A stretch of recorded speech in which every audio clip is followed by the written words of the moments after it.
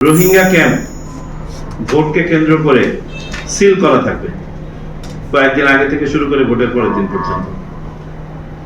আমরা জানি যে রোহিঙ্গা ক্যাম্প থেকে সিপেজ হয়, তারা বাইরে বের হয়ে পড়ে সকালবেলা, অনেকে বিভিন্নখানে গিয়ে, এটা কমপ্লিটলি সিলড হয়ে যাবে।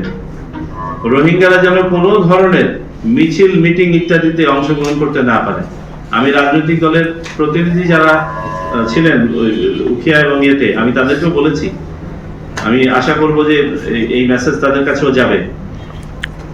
কেউ যদি রোহিঙ্গাকে ব্যবহার করেন, ওই রাজনৈতিক দলই এবং ওই প্রার্থী ক্ষতিগ্রস্ত হবেন। তারপর ওই রোহিঙ্গাকে অ্যারেস্ট করা হবে এবং অ্যারেস্ট করে মিডিয়া করে দেওয়া হবে। আর আপনারা যেটা করবেন মিডিয়া করে দেবেন, তাহলে ডেটারেন্সটা আরো ভালো হবে।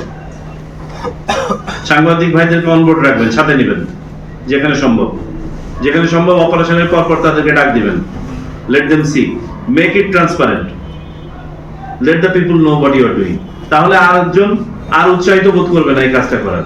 ভরসা পেতে নিজেকে হতে হয় পাতের মতো দৃঢ়, ঠিক যেমনটা জেরুসালেম ট্যাগ দিতে পারবেন। রোহিঙ্গারা কিন্তু খুব চিপ একটা কমোডিটি এই মুহূর্তে। অল্প টাকার বিনিময়ে মিছিলেও আনা যাবে, আবার গান রানিং এও ব্যবহার করা যাবে। আর তাদের কারো হাতে যদি অস্ত্র থাকে, তার দাম তো আরো হাই, তাকে দিয়ে একটা নাশকতা করানো যাবে। সুতরাং রোহিঙ্গাদের ব্যাপারে very special and cautious approach নিতে হবে, কোনোভাবেই যেন তারা কোনোখানে ব্যবহৃত হতে না পারে। আর Rohingya camp should be seal. কবে থেকে সিল করবেন না করবেন, ওই সেলের মাধ্যমে সমন্বয় করেন, করে এটাকে নিশ্চিত করেন। Border seal, border to be seal.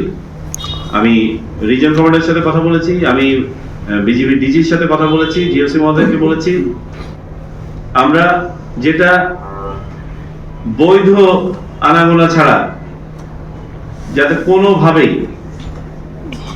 একদম এসেনশিয়াল আনাগোনা ছাড়া, বৈধ বলবো না, এসেনশিয়াল আনাগোনা ছাড়া সব সিল হতে হবে।